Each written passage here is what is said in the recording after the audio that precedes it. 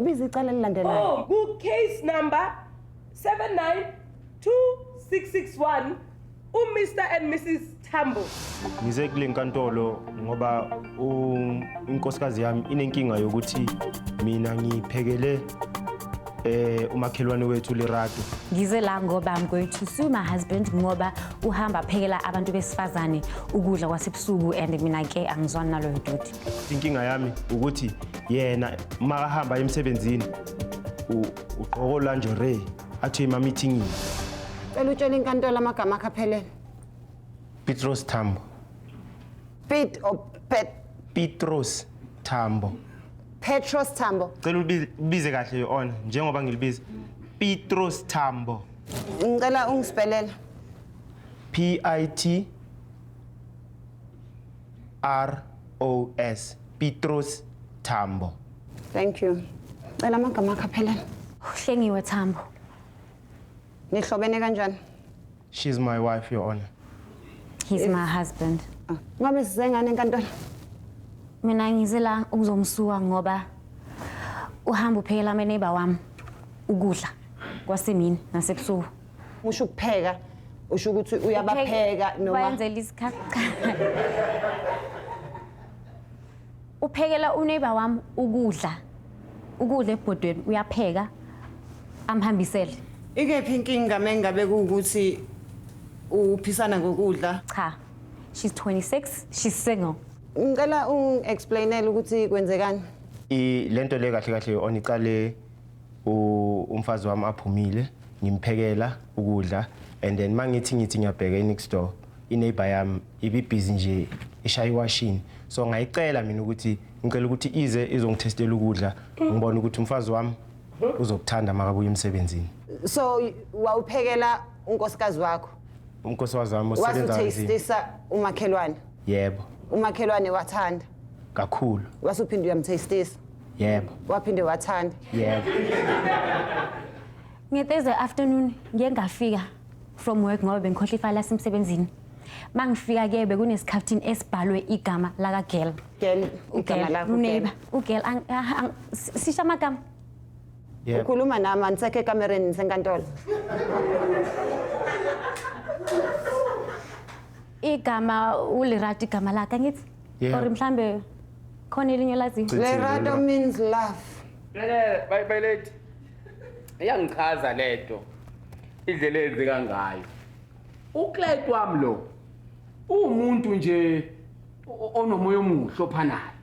Ngoba lo 26-year-old ekukhulunywa ngaye uyena umuntu athi memtestisa wakuzwa ukudla wak-appreciate waphinde wafunisa more wamnikisa more wafuna i3 more wamnika i3 more wafuna i4 more wamnika i4 more wasemnika ne-further more. Ndayizwa leyo nto and manje umuntu mase ifunile i-further more awukwazi ukumncisha. Lokudla okukhulunywa ngakho kukhona sikuzwe nathi ukuthi kunjani ngoba phela ngiyakuthembisa Your-Honor. Kumele sikhulume ngento esaziyo. Uzokuthanda, uzosithanda isandla sami. Uzosithanda kakhulu. Kumnandi ukudla kwakho. Simnandi isandla sami. Ukuthi into engiphana yona mina vele ke uzoyizwela. Singakwazi ukuthi sikutaste lokho kudla. Naku. Cela umnisi.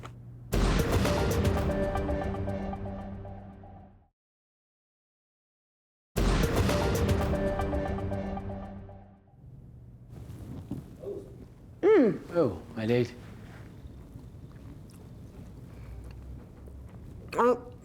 Mina angincom noma yini engene emlonyeni wami kodwa ukudla kwakho. Ngitheni nje? My lady izofuna ukuthi amazibithi ke ngiwa examine because Ngathi sowudla kakhulu ke ngathi sofana noLerato my lady.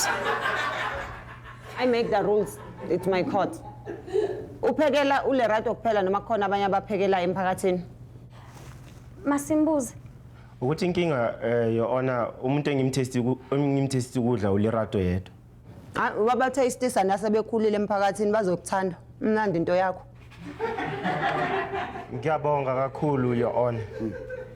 my lady. Ngicela unike phela nommeli naye azwe. Exactly. Wena yini ngempela ofuna inkantolo ikwenzele yona ngalolu daba loku? My lady bengicela ukuthi ngibe ngi-examiner abuyikhulumela.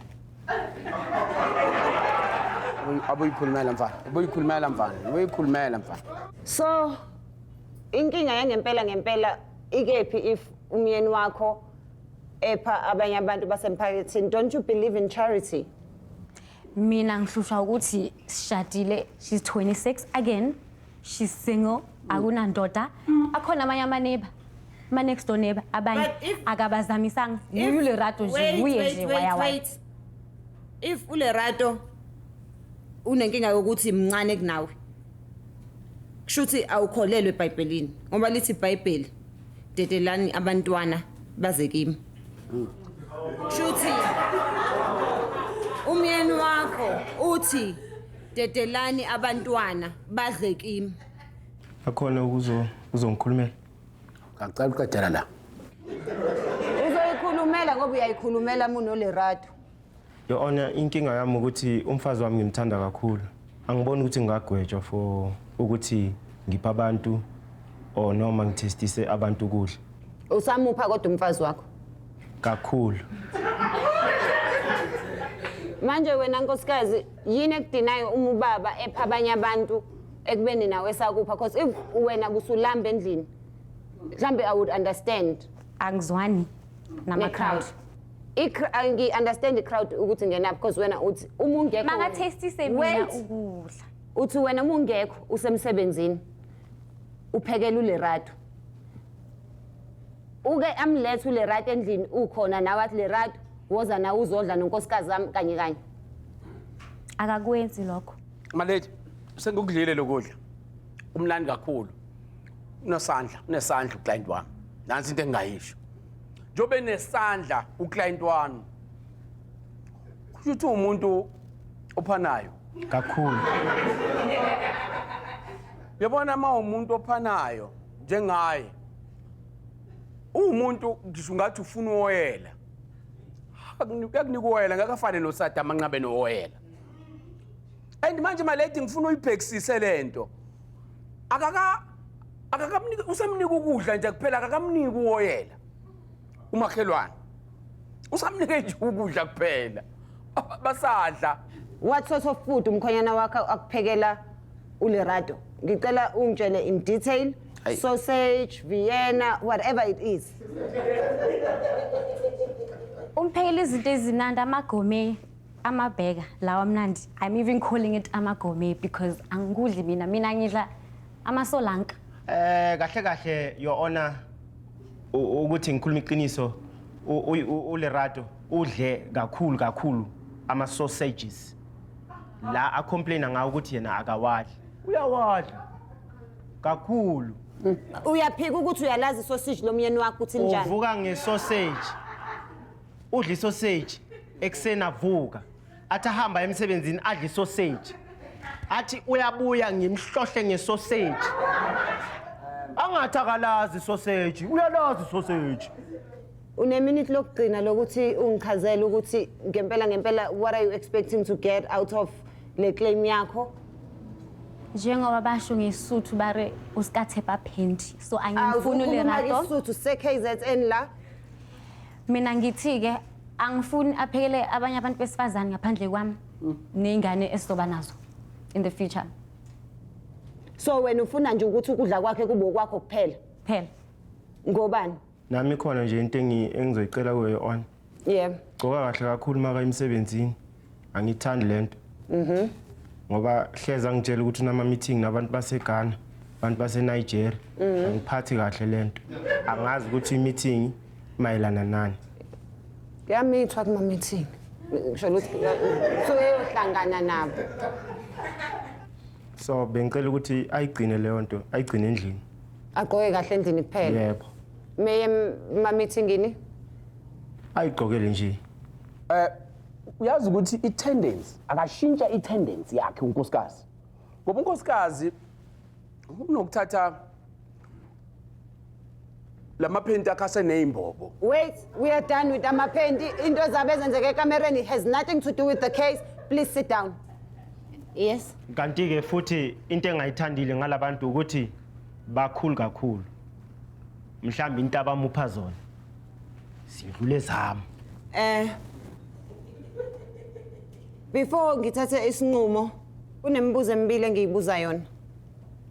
Kungabe kuyicala yini ukuthi umuntu athathe okungokwakhe akuphe omunye umuntu?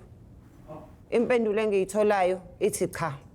Ngiphinde ngizibuze ukuthi kumnandi yini ukuthi uma ubuye ekhaya wazi ukuthi ukudla kababa wasekhaya kade kudliwa wonke umuntu wase next door, in this case uLerato. That is heartbreaking. Heartbreaking kunjalo. People must share.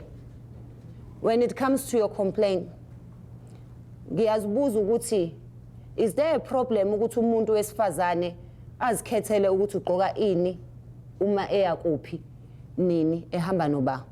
So in coming to my decision, but you have every right ukuthi taste umuntu omfunayo into yakho nanoma isiphi isikhathi ofisa ngaso. Usuke ba-taste ungekho, so your claim is very weak. It's not like uthatha isikhathi sakho. When it comes to your claim, ngithi sisi, as a married woman, it is an African culture which you must respect your husband and you must listen to what he wants you to wear. Otherwise, bazomgqokela uLerato. Therefore, lezi zinto oyigqoka ema-meetingini, I order you from tonight ukuthi uzigqoke ekhaya endlini. And then ungaphindi uyikhumule. Ngifuna njalo mekubona ugqoke lezi zinto athi uyayifuna. Muke wayikhumula, inkantolo izokufaka ejele. Phelile icala. Alright. Well, uJudge ke sekashilo ukuthi it doesn't really matter. At the end of the day, we must love each other. Ngibuzile nje nami ukuthi ngingapheka ini abantu wathi abaphekele ama sausage ngibapha ama sausage ngingabadini vele ngibahlohle nje ngama sausage. I guess ngizobuyela endlini and love my husband and eat his food and just be happy in your life. Futhi ngiyajabula ukuthi umfazi wami uyayivumela lento ukuthi la ngihamba ngiphanda nje. Yabonga.